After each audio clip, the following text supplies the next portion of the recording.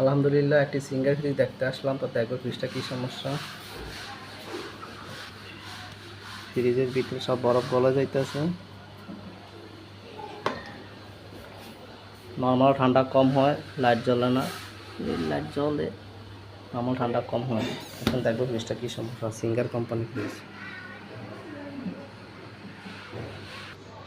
তারপর পিছনে আসলাম, এখন আমরা ব্যাক কভারটা খুলবো।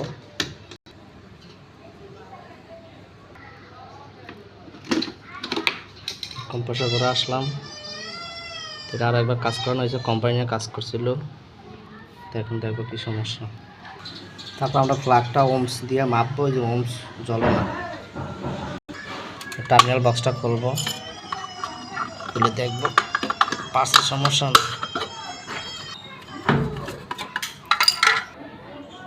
এখন আমি কম্প্রেসারের রানিং কম্বিনেশনে মাপ দিব। ওটা মাপ দিয়ে কমন ধর কয়েল ভালো আছে। হ্যাঁ বাইরে তোর শো করতেছে, কয়েল ভালো আছে। ওভারলোডও মাপ দিচ্ছে, ওভারলোডও ভালো আছে। এখন দেখলাম এই পার্স সমস্যা, এখন আমি একটা নতুন পার্স লাগাই দিব। এই পার্সটা সমস্যা, রিলেটার সমস্যা। এখন আমি রিলে লাগাম।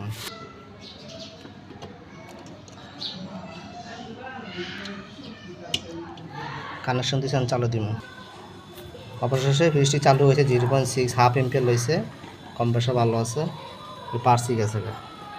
হ্যাঁ এই যে গরম আসতেছে, কম্প্রেসর চালু হয়েছে। এই সময় কম্প্রেসর চলেই নেই, সুন্দর মতন চলতে আছে। এই পার্সের সমস্যা ছিল, ফ্রিজটা সম্পূর্ণ আটকে।